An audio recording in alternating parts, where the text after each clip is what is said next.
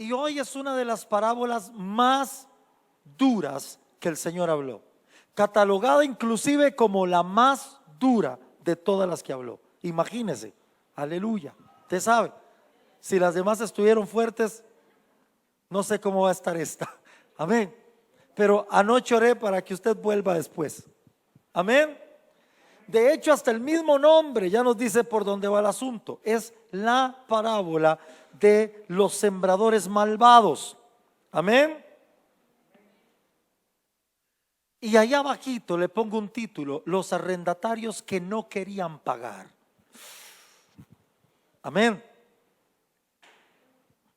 Leamos la palabra. Dice San Marcos capítulo 12, verso del 1 al 12, dice: entonces comenzó Jesús a decirles por parábolas: un hombre plantó una viña, la cercó de vallado, cavó un lagar, edificó una torre y la arrendó a unos labradores y se fue lejos. Y a su tiempo envió, dice, un siervo a los labradores para que recibiese de estos del fruto de la viña.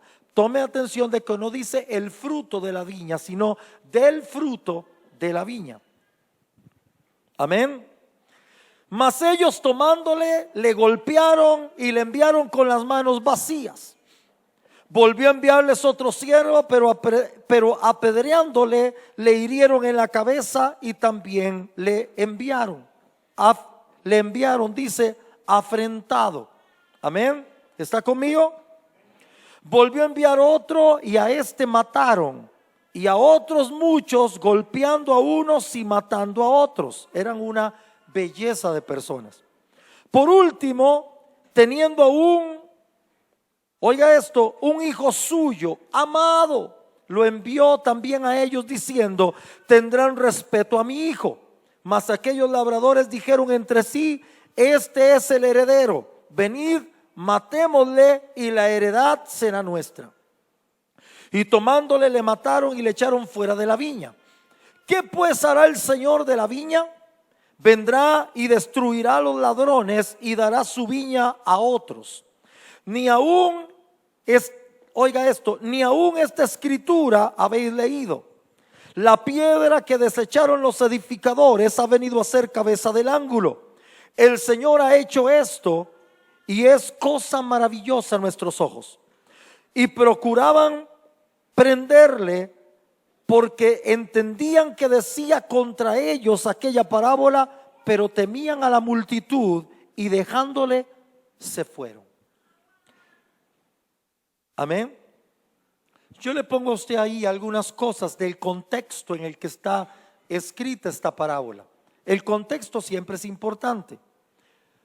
No era nada fuera de lo común en aquellas épocas como al día de hoy que alguien comprara una heredad o comprar un terreno en alguna otra ciudad o en algún otro país. Amén. Así que era muy común en los tiempos de Jesús que terratenientes de otros países, de otras naciones, de otros reinos compraran tierra en Galilea y luego la dejaran en manos de labradores. Y se iban, no vivían ahí, la arrendaban, se iban y esperaban que los labradores pagaran del fruto de lo que habían recibido. Amén. Esto no era nada desconocido en los tiempos del Señor. Como ahora, amados, usted se topa gente que tiene propiedades en Costa Rica que ni siquiera viven aquí. Amén. Y esto es muy común. En aquella época era muy común. Amén. Entonces, allí dentro de lo que le pongo, el segundo párrafo dice: pero Galilea estaba aún bastante complicada social y políticamente. Hubo una, para que usted tenga una idea, no se lo pongo allí, pero en el año 66 después de Cristo hubo una revolución en Israel, documentada históricamente. Una revolución donde los agricultores y otros gremios se levantaron contra las políticas del gobierno. Aparte de eso, si usted recuerda, había unos grupos que se les denominaban los celotes. Y los celotes, no elotes, celotes, aleluya, amén, con Z, no con C, no es que tenían celos, amén. eran celotes con Z. Los celotes eran personas contrarias al gobierno. Amén. En este caso el romano. Entonces ellos pasaban instigando a las personas que socialmente estaban más apretadas para que se levantaran contra el gobierno. Mire, o sea, comunismo ha existido siempre, gloria a Dios, aleluya. Amén. Entonces los agricultores y otros gremios que estaban pasando situaciones económicas muy apretadas porque Roma les cobraba impuestos de todo tipo, más todo el asunto, tuvieron una revolución. Ahora, cuando el Señor está diciendo esto, imagínense que la revolución sucede 33 años después de la muerte del Señor. O sea, ya los ánimos estaban bien caldeados en este momento. Ya la gente estaba bien inconforme y Jesús usa un ejemplo muy típico de ese momento. Amén. Los agricultores, Israel siempre fue un país agricultor. Si ustedes recuerdan, cuando entraron a la tierra prometida, Dios cesó de darles pan y cesó de darles carne, porque les dijo: ahora ustedes pueden sembrar y tener lo suyo. Israel siempre fue un reino agricultor y ganadero. Ese era su fuerte, como la mayoría de aquellos de los reinos de aquellas épocas. Entonces los agricultores estaban en el top, era la cosa más importante que había. Pero en este momento ya no.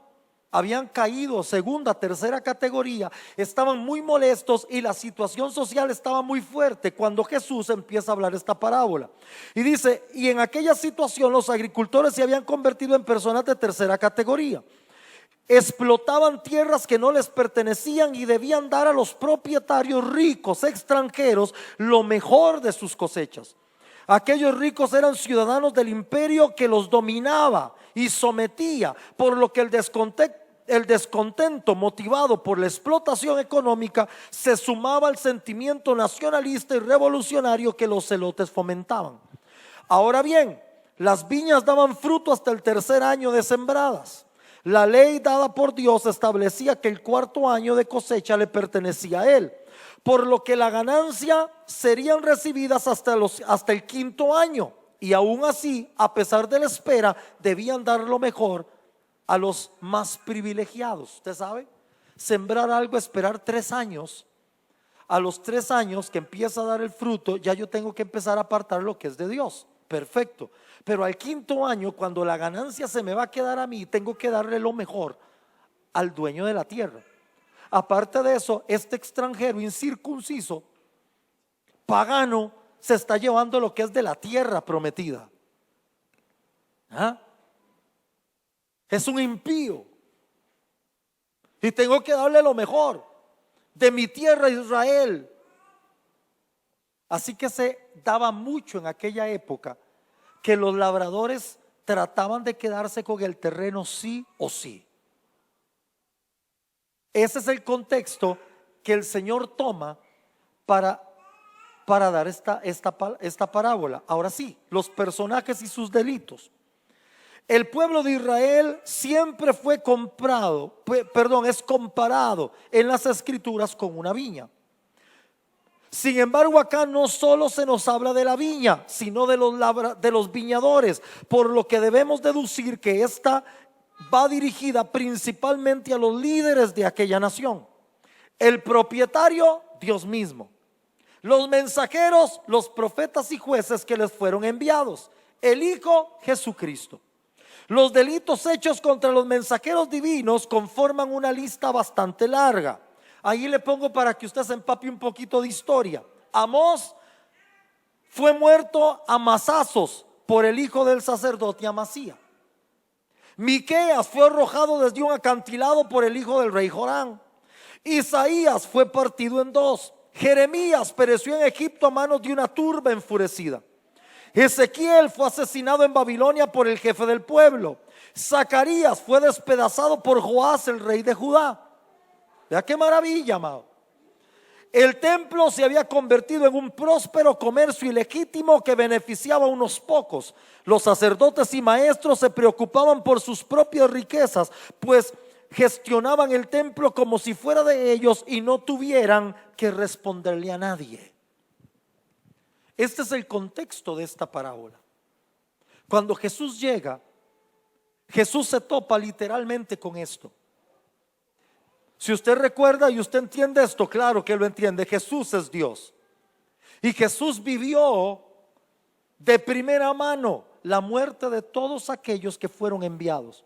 Por eso Jesús se para y dice: Jerusalén, Jerusalén, que matas a los que te son enviados, que apedreas a los que te son enviados. No solo los profetas murieron dramáticamente. ¿Usted qué pensó? ¿Que los profetas murieron viejitos y llenos de vida? Ninguno. Amén.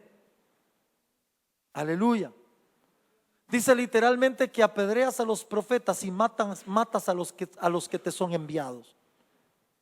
Cuando Jesús llega a tener su ministerio terrenal, Él se encuentra no solo con lo que ya Él sabe que han hecho con sus mensajeros. Oiga, mi amado, esta parábola tiene directamente que ver con Israel. Solo hay un pequeño detalle ahí que ahorita vamos a ver. Jesús está tomando esta parábola para decir: oye, es que Dios mandó a sus mensajeros, mandó a sus siervos a recoger el fruto de la viña. A unos mataron, a otros golpearon. Entonces les voy a mandar a mi hijo, porque de él tendrán respeto. ¿Se acuerda? Y Jesús cita un momento donde dice que aquella generación tenían la cultura de que se iban al cementerio y empezaban a arreglar y adornar las tumbas de los profetas. Y dice que lloraban y decían: si nosotros hubiéramos vivido en aquella época, no hubiéramos hecho tanto mal.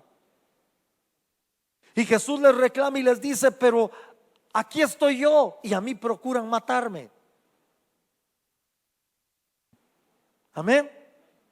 Ahora, es la imagen, es la típica vida de Israel con la que Jesús se está topando.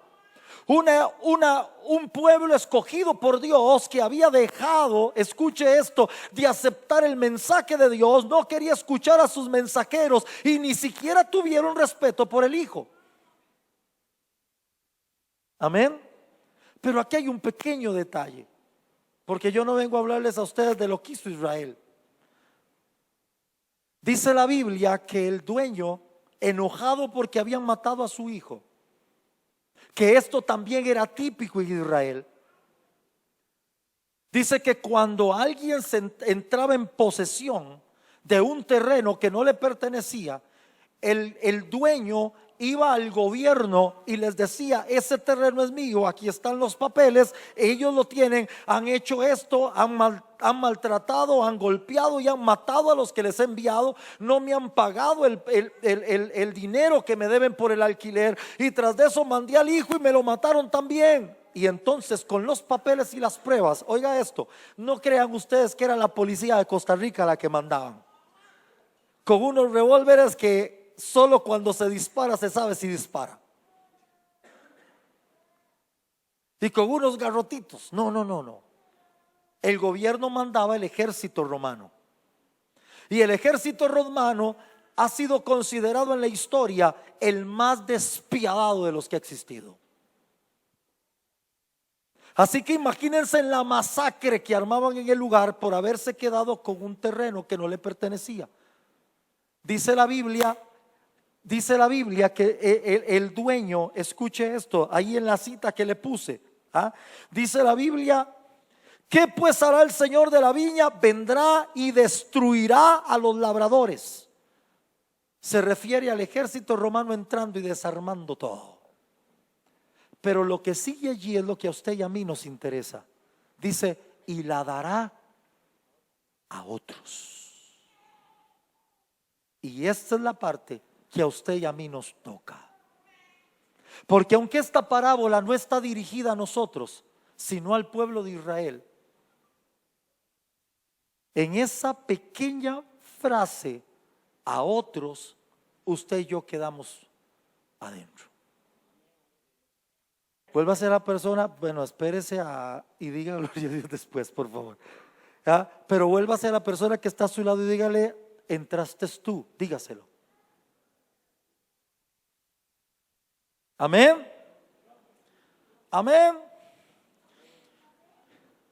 Dice, esto definitivamente le da un giro inesperado a la parábola. Y acá es donde debo darle la primer verdad espiritual de esta tarde. Tenemos que entender que la viña de Dios no es patrimonio exclusivo y seguro de nadie. No debería haber alguien capaz de pensar que la viña de Dios es su empresa personal donde puede hacer y vivir como quiera. ¿Hay alguien ahí? Uno de los grandes peligros de esta gente fue no entender que esa viña no les pertenecía. ¿Hay alguien ahí? Le pongo más ahí. Pensemos en esto desde el punto de vista de una verdad espiritual. La actitud de desobediencia a Dios puede repetirse en cualquier momento. El deseo malvado de apropiarse de los dones del Señor con fines egoístas y monopolizadores debe de ser algo que se aleje de nosotros, porque de no ser así corremos el riesgo de ser sustituidos por otros. Si Dios pudo sustituir a unos por nosotros, puede sustituir a algunos de nosotros por otros. ¿Hay alguien ahí? Cuando nosotros empezamos a sentir que lo que tenemos es nuestro, no con el sentido de pertenencia que nace del Espíritu, que yo he predicado de ello. Cuando Pedro llegó y le dijo, lo que tengo te doy, en el original estaba diciendo, a mí me fue dado algo que ahora es mío, me pertenece y lo pongo a tu disposición. Sí, hay un sentido de pertenencia que viene del Espíritu Santo, pero ese sentido de pertenencia es del Espíritu. Y en el momento en que yo me apropio de ello, pensando que es mío, que puedo hacer con ello lo que me dé la gana, gloria al Señor, ya me metí en problemas. ¿Hay alguien ahí? Recuerde lo que muchas veces he predicado aquí. Para ser hijo se nace, pero para ser siervo eso es una gestión. Hemos tenido grandes problemas, amados, porque hemos divorciado el evangelio de la gracia del evangelio del reino. El evangelio de la gracia te hizo hijo, me hizo hijo, te hizo hija. Pero el evangelio del reino puso al servicio de Dios gente que tiene que hacer una gestión. Y si no lo hace bien, Dios tiene otros todavía. ¿Hay alguien ahí? Mire, amado, esta parábola está pesada. Dice, mandó a que destruyeran a todos y entregársela a otros. Mire, ese otros para Israel era ofensivo. Salud. Oiga esto. Amén. Amados y amadas, pensemos en ello. ¿Cómo es posible que algunos creyentes de hoy se parezcan tanto a aquellos labradores de los días del Señor? ¿Cuántas veces hemos cerrado nuestros oídos despreciando e hiriendo a los mensajeros divinos? Cuando empezamos a cometer como iglesia el mismo pecado de aquellos primeros servidores. No, nosotros seremos mejores que aquellos labradores. Gracias, Señor, por habernos puesto en tu viña a trabajar. Pero cuando el Señor viene, yo cierro mi oído, no quiero oír. No me interesa lo que Dios quiera decirme a través de alguien. Simplemente yo voy a hacer lo que me dé la gana.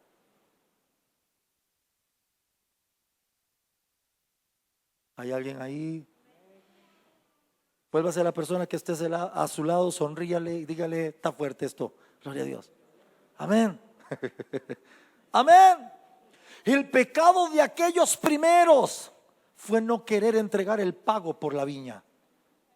Y cada vez que Dios manda cobrarnos un pago por lo que está haciendo con nosotros, y nosotros nosotros irrespetamos lo que Dios dice y lo que Dios pide, estamos impidiendo que Dios reciba el pago.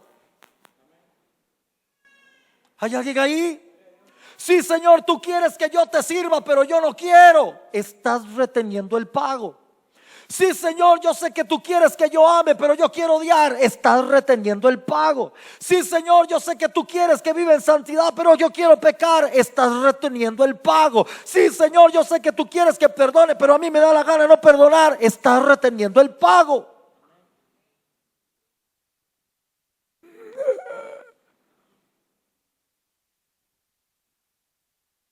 ¿Cómo es posible que la iglesia de Jesucristo se esté pareciendo tanto a aquellos labradores malvados que no querían pagar?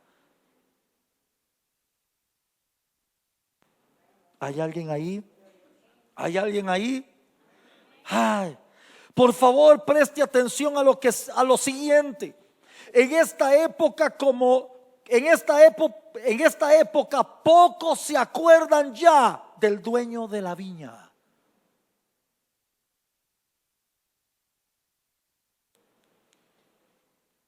Dígame si no es cierto. Yo el domingo pasado puse un ejemplo que sonó medio curioso. Amén. De hecho, tengo que llamar a los vecinos para cobrarles el anuncio, ¿ah? Del panadero con el pan. Yo decía la semana, el carrito ese que pasa con la musiquita esa. Y yo decía, mire, tenemos más fe en que el panadero con el pan pase por la casa que en que Cristo viene. Y seamos honestos, amados, cuántas veces, cuántos días de la semana vivimos como si esta viña no tuviera dueño.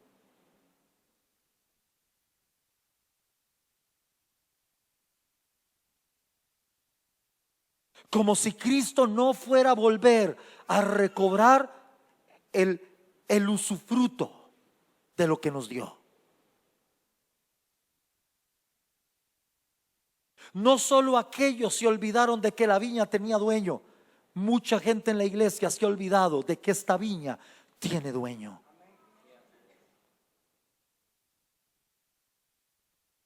Nosotros los que le servimos a Dios, amados, amadas, ustedes que están aquí, que le están sirviendo a Dios al lado mío, ustedes y yo no podemos olvidar que un día de estos se presenta el príncipe de los pastores a darle a cada uno según su fruto.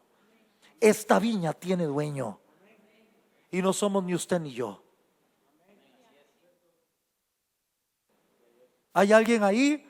No cuando tenga tiempo, no cuando esté desocupado, no cuando las cosas se me acomoden, no cuando. Esta viña tiene dueño y un día de estos vuelve a cobrar. Santo Jesús de la gloria. ¿Hay alguien allí? Se olvidaron o se olvidan de que tendrán que darle cuentas. Para muchos de la iglesia Jesús se volvió un personaje y no una persona presente.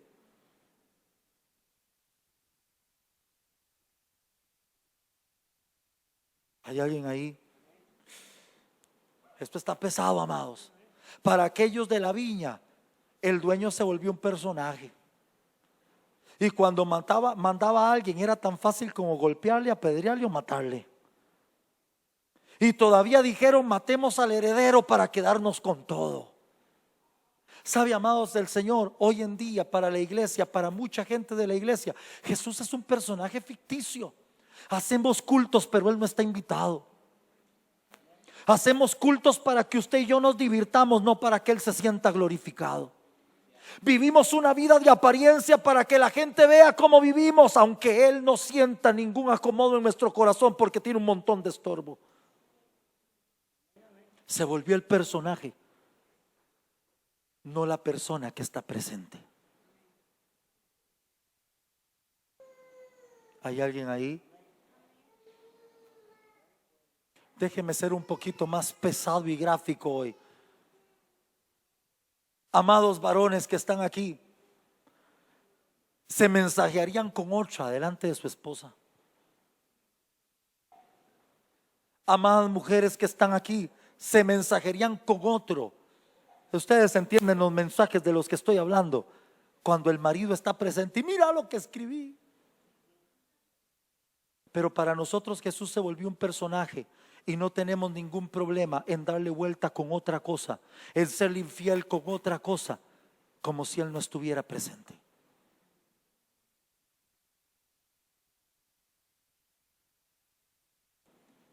Me encanta su silencio. Yo voy a guardar mi silencio un ratito también, porque está pesado esto. ¿Hay alguien ahí? Jesús se volvió el personaje de la iglesia, de muchos en la iglesia, no de todos. A muchos en la iglesia se les olvidó que Él está presente, que está viendo, que está escuchando, que esta viña tiene dueño.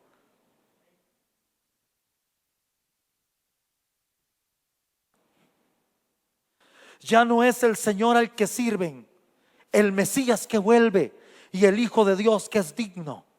Algunos ya hasta lo expulsaron de su propia viña. Ahora, en lugar del Hijo, nos hemos colocado a nosotros mismos como centro de todo. Lo importante es el yo, lo mío, mi presente, mi aquí y mi ahora. ¿Para qué pensar en el propietario de la viña que vive lejos? Seamos honestos. Aunque a veces nos presentamos en las congregaciones para adorar, pero el resto de la semana nos adoramos a nosotros mismos.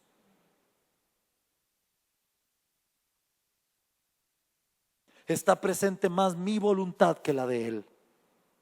Es más importante mi deseo que el de Él. Es más importante que Él esté allá lejos a que yo me quebrante porque Él está cerca. Amados, Jesús fue un predicador light. Todo lo que dijo fue sencillito. Sí es cierto, esta parábola es para Israel, hasta que dijo se le entregará a otros. Y ahí usted y yo entramos y no podemos cometer los mismos pecados de aquellos. Ellos querían su pago, querían su fruto, querían lo propio, entronaron el ego, el yo, se apropiaron de lo que no les pertenecía, como muchos en la iglesia del Señor hoy solo piensan en ellos, en ellas, no en que la viña tiene dueño. Hoy es tan común oír pastores y pastoras hablando de el consejo que ellos quieren dar. Lo que yo pienso, lo que yo siento, lo que yo entiendo, como si esto fuera nuestro. ¿Se acuerdan que yo tengo un dicho y yo digo, entre que usted tenga un problema con Dios y lo tenga yo, mejor lo tiene usted? ¿Sabe por qué a mí me cuesta mucho dorar la píldora o partir el ayote no por la mitad? Porque esta viña tiene dueño y no soy yo. ¿Hay alguien ahí? ¿Hay alguien ahí? Hermano, ¿por qué no parte el ayotito unos graditos a la izquierda? Porque esta viña tiene dueño.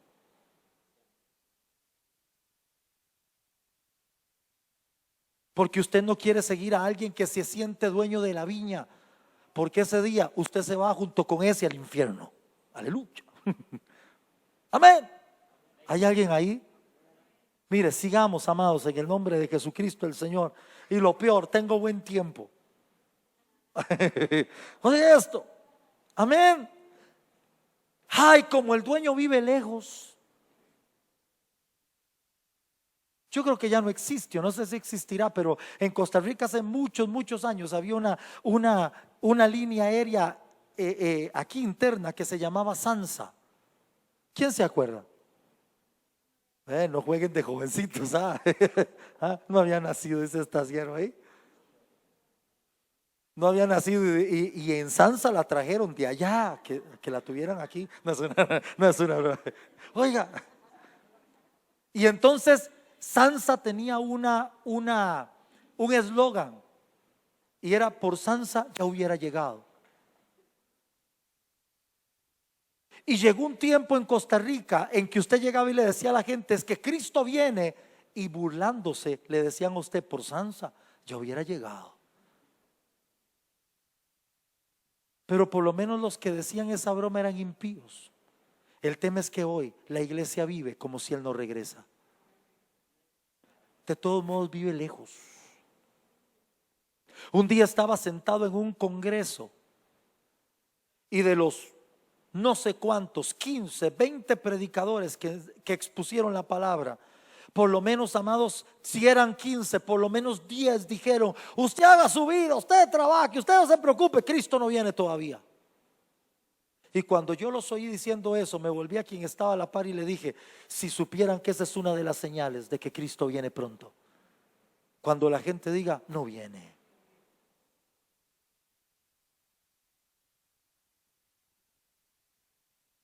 Y cuando Él venga, ¿qué cuentas vas a entregar? Señor, yo no lo hice. ¿Por qué? Yo no quise. ¿Por qué? Yo no actué. ¿Por qué? ¿Qué cuentas entregamos? Yo creo que las excusas son válidas a este nivel, pero yo creo que frente a Él no hay excusa que tenga peso y valor. Santo Jesús de la gloria. Amén. Amén. Oh amados, criticamos a los que no creen porque creen que no existe Dios, pero nosotros también vivimos como si Dios se hubiera muerto. No podemos olvidar jamás que nadie puede escapar de la obligación de entregar a Dios los frutos de su viña. Cualquier cristiano responsable sabe que sea como sea, hay que entregar cuentas. A este le dio 5, a este le dio 3, a este le dio 1. Y cuando el 1 llegó a entregar la cuenta por su único talento que se le había dado, llegó y dijo: yo sabía que eres un hombre duro, que ciegas donde no sembró, que recoge donde no esparció. Así que tuve miedo, escondí esto, Señor, y aquí está, te traigo lo que te toca. ¿Seremos capaces de llegar allá así? Señor, no, yo no te serví porque hubieron tantas cosas en contra. Pero el problema es que Dios sabe el por qué hay tantas cosas en contra. Yo no serví porque el pastor me dijo, pero el problema es que Dios sabe por qué el pastor dijo.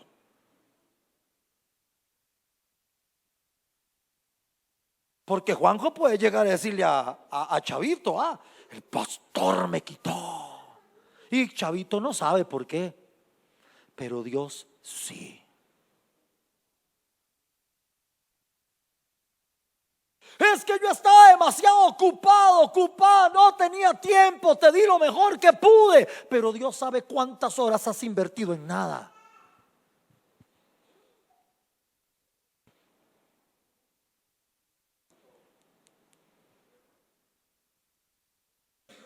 Yo sí quería, pero nadie me puso. Pero es que hay un problema.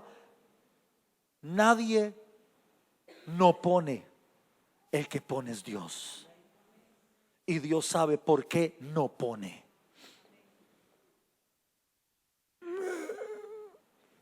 Amado, yo sé que esta no es una típica predicación de domingo. Yo sé que hace muchos años la iglesia cristiana ha caído tan bajo que ahora viene y dice: esas predicaciones de miedo. A mí no me importa si usted se va bien asustado y asustada, mientras salga de aquí a hacer lo que Dios dice. Cuando usted y yo estemos allá gozándonos, acérquese y me diga: amado, ese día me dio tanto miedo que me puse a hacer la voluntad de Dios y mire dónde estoy. Aleluya.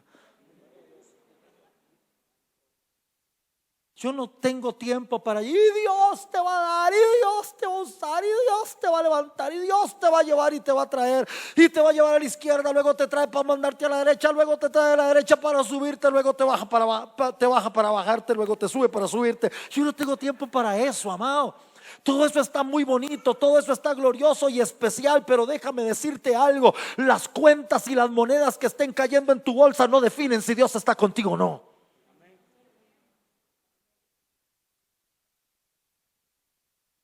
Pero usted no sabe lo que Dios está haciendo conmigo. Sí. También Dios lo sabe y le dirá que ellos no los conozco. Apártense de mí, hacedores de maldad. Esto no tiene que ver ni con lo que tengo ni con lo que hago. Tiene que ver con lo que soy delante de Dios.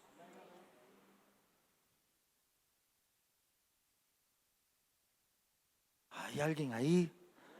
¿Quién soy?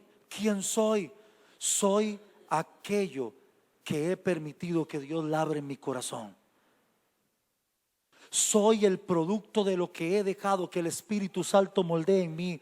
Y si Dios me dice ama, amo. Y si Dios me dice perdona, perdono. Y si Dios me dice haz, hago. Y si Dios me dice entrégalo, entrego. Y si Dios me dice párate de cabeza, me paro de cabeza. Y si Dios me dice cállate, me callo. Y si Dios me dice muévete, me muevo. Gloria al Señor Jesucristo. Eso es gente que fue formada. Eso es gente que entendió que su viña no le pertenece a nadie. Que no entronó el yo, lo entronó a Él. ¿Y vas a hacer? No quiero. ¿Y vas a ir? No quiero. ¿Y vas a? No quiero.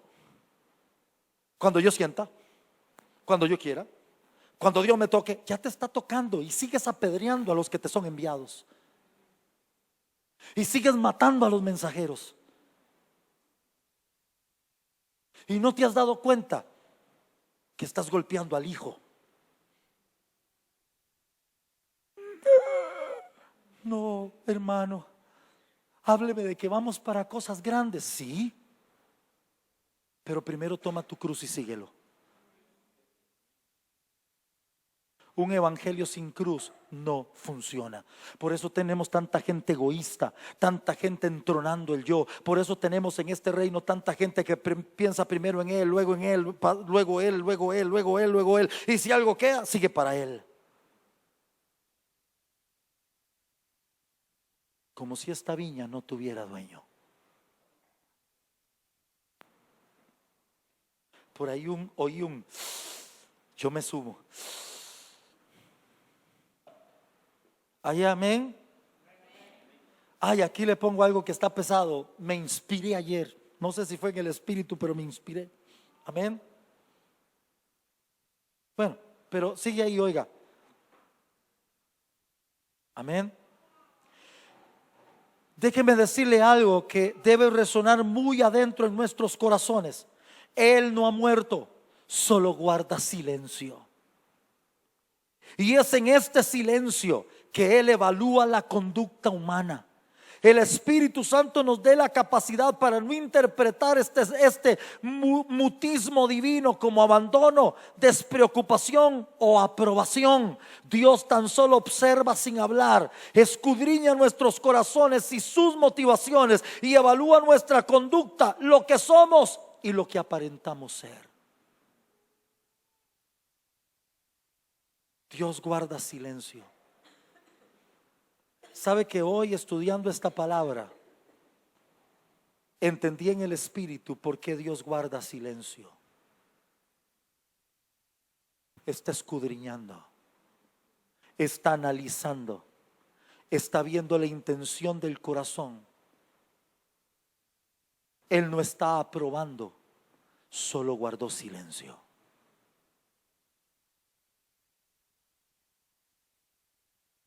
Hermano, ¿por qué no ora por mí? Dios no me volvió a hablar. Está evaluando.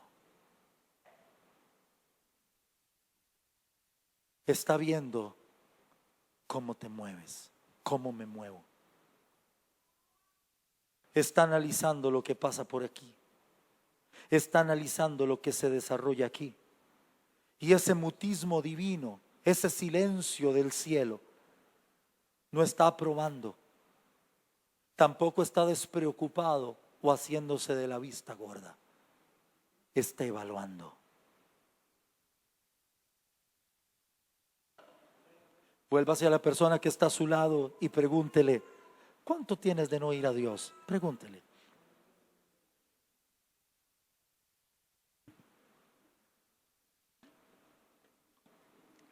Amén. Esto que voy a agregar debe ser percibido con tanta dureza como pretendo. Oiga esto: Dios sabe desaparecer. Él entiende y calla. Él sabe concedernos el protagonismo. Pero es que Dios tiene que entenderme. Pero es que Dios sabe que no fui yo el que me equivoqué. Pero es que Dios sabe que no fui yo el que inicié. Pero es que Dios sabe que yo no quería, pero lo hice. Pero es que Dios sabe, Dios sabe, Dios sabe. Él calla, sabe retroceder y sabe darte el protagonismo de tu propia vida. Aunque Él también sabe que ese camino te va a herir. Hay gente que siempre quiere el protagonismo en lo que hacen. En lugar de decirle: Dios, me rindo, haz lo que tú quieras.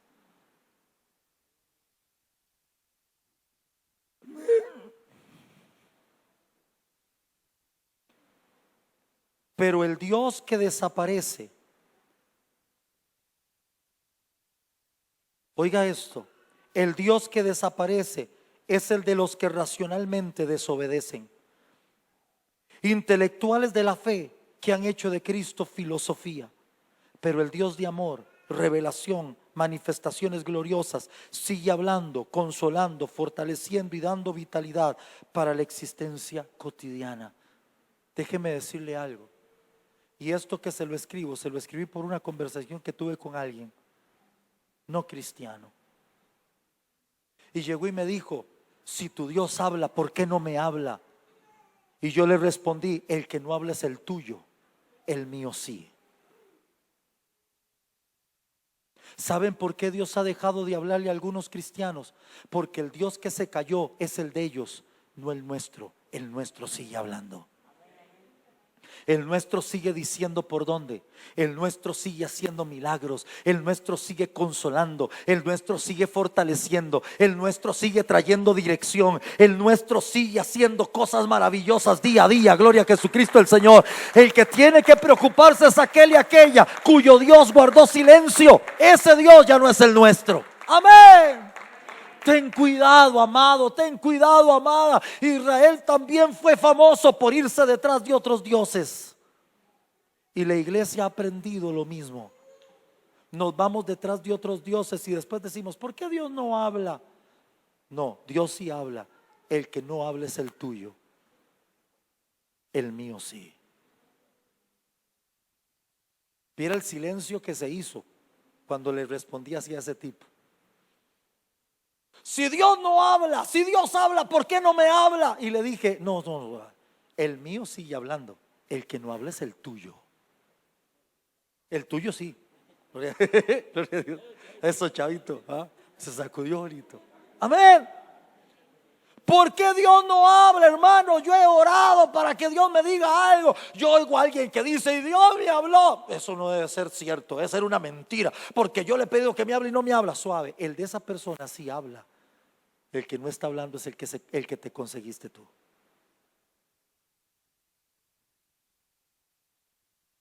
El Dios de la arrogancia no habla. El Dios del materialismo no habla. El Dios de la prepotencia y el orgullo no habla. El Dios de la desobediencia no habla. Pero el Dios del cielo, ese siempre ha hablado. Aleluya. Amén. Qué bueno. Conclusión. Mire, hoy nos vamos a ir temprano. No lo puedo creer. Puede ser que me invento para no hacer una broma.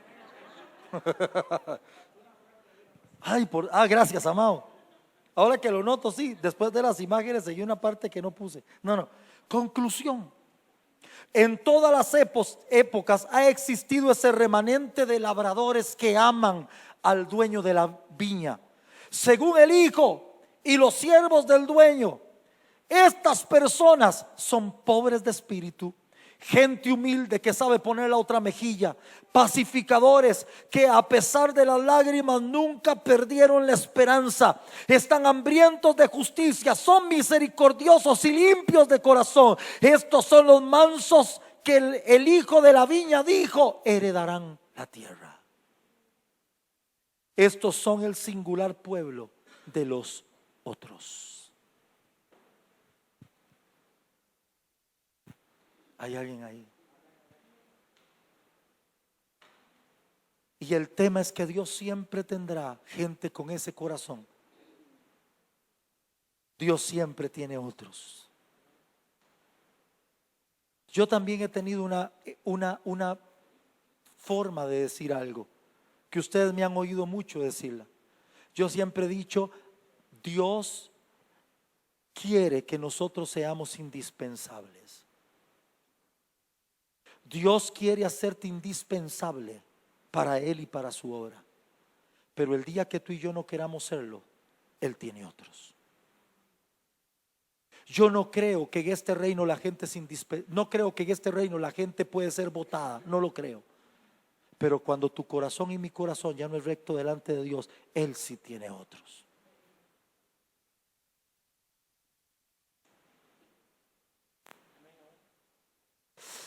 Yo no sé usted, amado, Pero esta parábola de los labradores malvados está pesada. Santo, aleluya, va a ser predicadora o directora de alabanza, gloria. Ella ya sabía dónde ir. Mire, amado, sigue el ejemplo, ya pasó un alma a convertirse en una. Arrepiéntase usted, no, oiga. Ve, amado, vea lo que es un niño, ni pone resistencia, directo, dice, ¿para qué voy a esperar el llamado? No. Ojalá todos tuviéramos esa alma. Ojalá todos pudiéramos ser niños. El problema es que a veces nos ponemos en el trono nuestro ego, nuestro yo, lo que yo quiero, lo que yo pienso, lo que yo opino, como deben de ser las cosas a mi forma de ver. Amén. Entonces caemos en la injusticia de aquellos labradores malvados que, no siendo los dueños de la viña, creyeron que podían hacer lo que les daba la gana y adueñarse de ella. Amados y amadas en el Señor, tenemos que aprender de esto.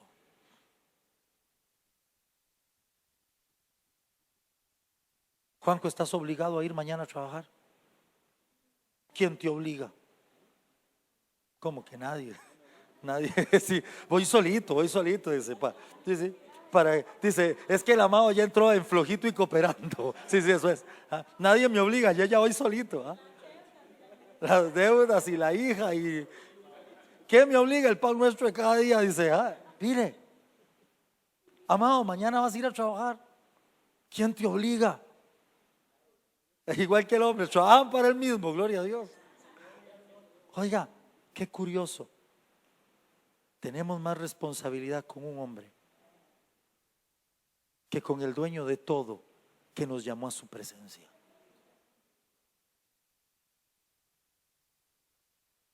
Vamos hasta enfermos a trabajar.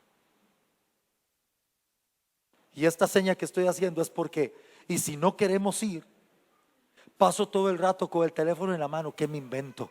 ¿Qué me invento? ¿Qué me invento? Voy a ir al seguro, a Levi's. ¿A dónde vais? A Levi's.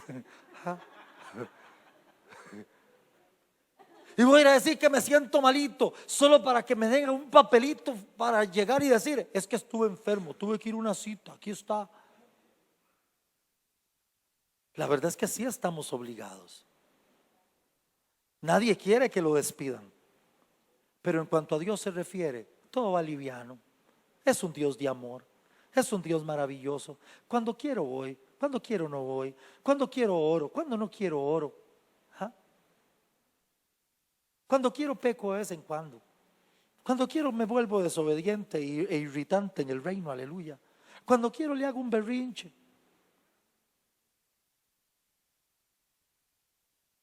Saben que unos días de estos, y voy a decir esto para terminar,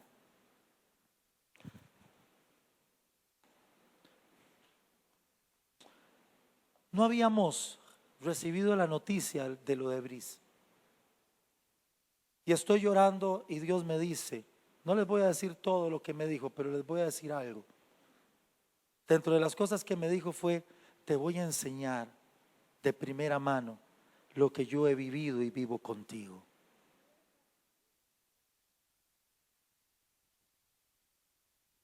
Y yo dije, ¿qué será? En estos días he entendido lo que Dios ha vivido conmigo. A mi amor, sí, ya voy a hacer el llamado, usted aguántese. Si tan solo tocar guapa, hermosa, qué cachetes más bellos, mi amor, hermosa. Oiga esto, no es que linda. Oiga, cuando yo le estoy diciendo algo que tiene sentido, pero ella en su edad no lo entiende y se enoja porque no lo entiende, porque ella entiende que lo que ella piensa es así. Y cuando a veces siente uno ganas de... Y me acuerdo que posiblemente es lo que Dios ha tenido que vivir conmigo.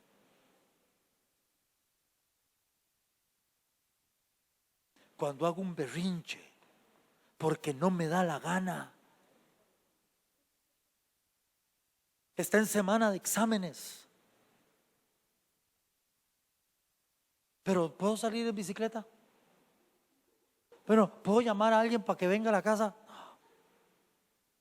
¿Cuándo me va a poner la piscina? No sé. Ya vengo a ir al baño. Tengo hambre. Y el bandido cuaderno no lo toca, y no lo toca, y no lo toca.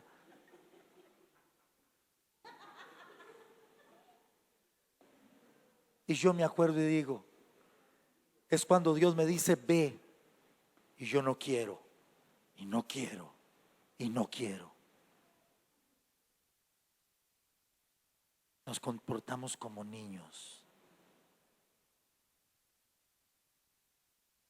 Ahora está bien para el nuevo, pero para ustedes y para mí no.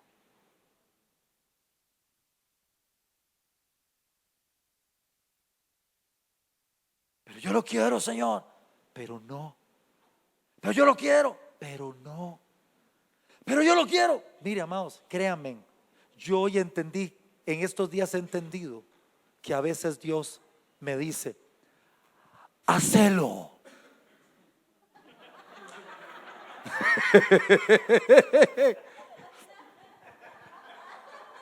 Está bien, hacelo. Pero después va a ver. ¿Sabe cuánta gente en este reino está caminando en algo en lo que Dios ya lo único que fue es decir, hacelo, hacelo? Ven, yo les dije que después del final iba a encontrar qué decir. Oiga esto, amado y amada del Señor.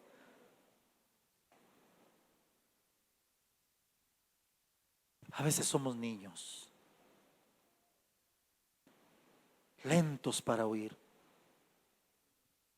Nuestro corazón se carga de tantas rabietas ilógicas, irracionales, que no nos damos cuenta que estamos al final de cuentas lidiando y luchando contra el único que siempre ha tenido la razón. Y que si aprendiéramos a escuchar un poquito más, nos evitaríamos tantas lágrimas. Amén. Póngase de pie.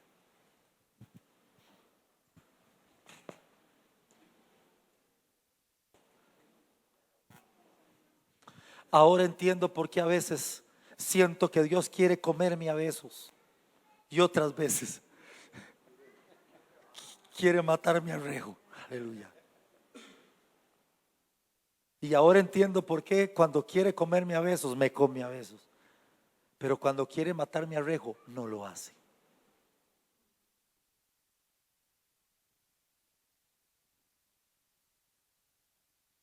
Aleluya. Pero usted y yo no podemos olvidar algo que he aprendido también en estos días. Aunque te ame mucho y aunque ya hayas pedido perdón, hay consecuencia. Porque la consecuencia es lo único que te enseña.